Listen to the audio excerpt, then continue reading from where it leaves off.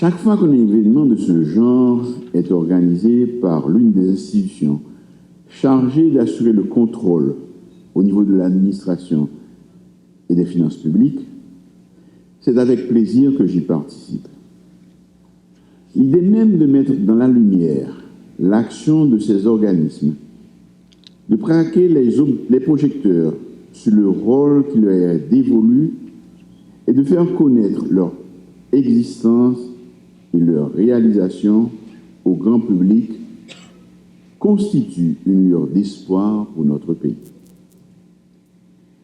Chaque fois que le contrôle de la gouvernance publique est mis en exergue, c'est une manifestation de notre volonté inébranlable de faire en sorte que quelque chose change de notre façon de gérer les ressources de la collectivité. C'est une façon de reconstruire la confiance de nos compatriotes et de faire reculer le scepticisme ambiant. Chaque fois que des organes de contrôle, de gestion de la chose publique s'affirment et s'exposent au regard de la nation, comme le fait aujourd'hui l'Inspection générale des finances, à travers cette exposition commémorant ses 15 ans de fonctionnement, c'est un cri de ralliement pour annoncer à celles et à ceux qui croient encore à la renaissance de notre pays que le temps du réveil des consciences et de la morale citoyenne est enfin arrivé. Distingués invités, Mesdames, Messieurs, en analysant les progrès considérables réalisés en une génération par des pays de l'Asie du Sud, on a constaté que le secret de sa réussite résidait dans 3 facteurs essentiels. D'abord, la méritocratie, qui a permis de se débarrasser du népotisme et de mettre la bonne personne à la bonne place, en fonction de ses compétences et non de ses accointances familiales ou politiques.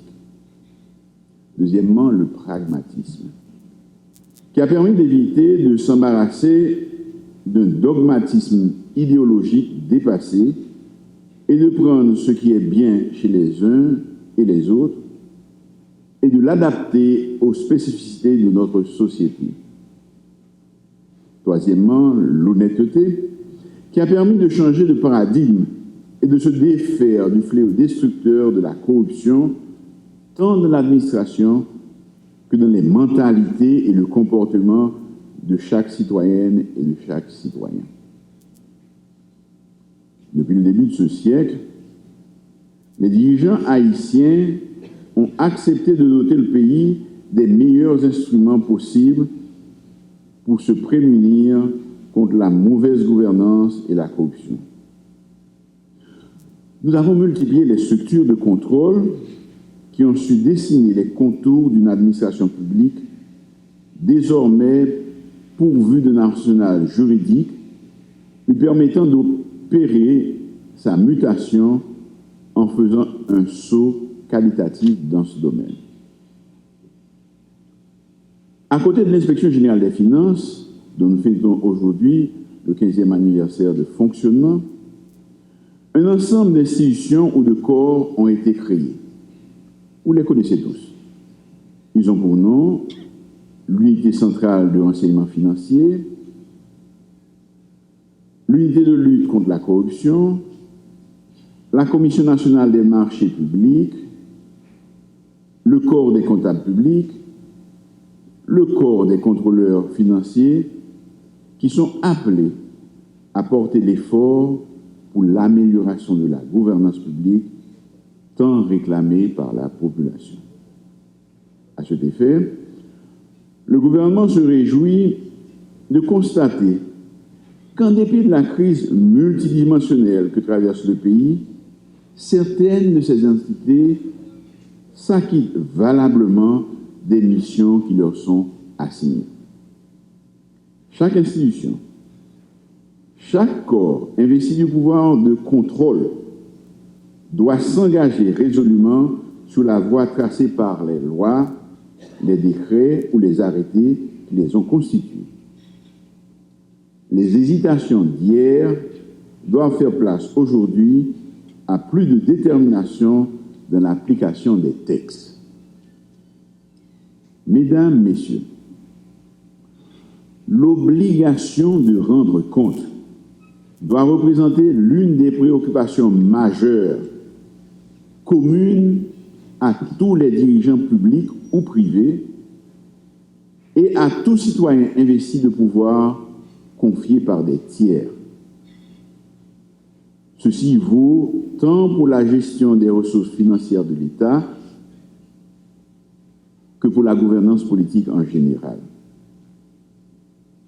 Dans les jours qui viennent, le gouvernement prendra les dispositions en vue de mettre en place l'organe de contrôle de l'action gouvernementale qui était prévu dans l'accord du 11 septembre 2021 et dans le consensus du 21 décembre 2022. Dans le domaine de la reddition des comptes, c'est une véritable révolution culturelle que j'appelle tous mes compatriotes. Notre pays a beaucoup changé. Nous assistons aujourd'hui à un renversement des valeurs morales et éthiques. Les comportements qui, autrefois, pouvaient jeter un opprobre indélébile sur les citoyens des villes et des campagnes sont considérés maintenant comme un badge d'honneur. Nous qualifions d'intelligent celle ou celui qui arrive à s'enrichir par la fraude. Nous devons changer ce paradigme. Mesdames, Messieurs, nous devons inculquer dès le plus jeune âge à nos enfants les responsabilités de demain, la morale liée aux actions que l'on pose et les conséquences qui peuvent en découler. On dit souvent qu'il n'y a pas de corrompu sans corrupteur. Trouvez-vous normal que des citoyennes et des citoyens acceptent de payer des sommes extravagantes à des fonctionnaires pour obtenir un service auquel ils ont droit, comme obtenir un passeport? Définitivement, quelque chose doit changer dans nos comportements. Un vieil adage dit que la crainte de la sanction est le commencement de la vertu. Mais je dis, plus que la sanction, c'est l'intégration dans nos mentalités,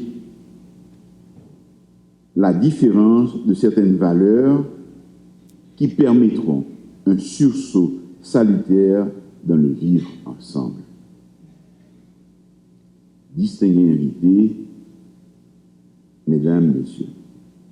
Pour terminer, je voudrais profiter de la célébration des 15 ans de fonctionnement de l'IGF pour vous dire que les actions ponctuelles sans lendemain ne peuvent en aucun cas constituer une stratégie de reconquête de notre avenir et de renaissance d'une administration publique soumise au contre-coup de nos turbulences. Seule la constance, l'application, la compétence, la probité professionnelle et la synergie dans les actions sont à même de nous faire entrevoir une Haïti débarrassée de ses vieux démons.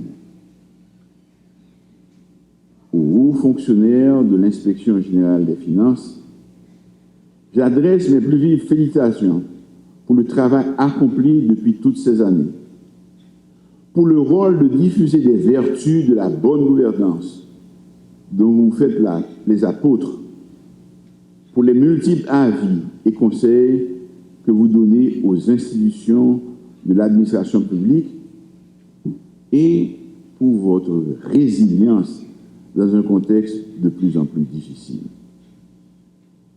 Menons donc ce combat ensemble. Faisons-le sans nous imposer de limites dans la somme des sacrifices à consentir pour extirper notre nation de ce mauvais pas.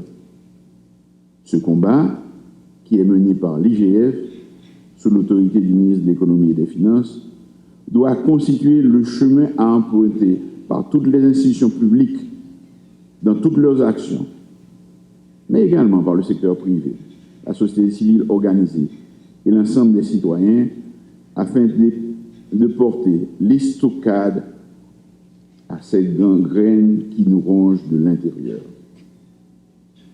Bonne continuation à l'Inspection générale des finances et soyez assurés du support du gouvernement dont j'ai la charge dans ce noble combat pour la restauration de notre dignité et de nos capacités d'action. L'exploration de l'IGF est très très large.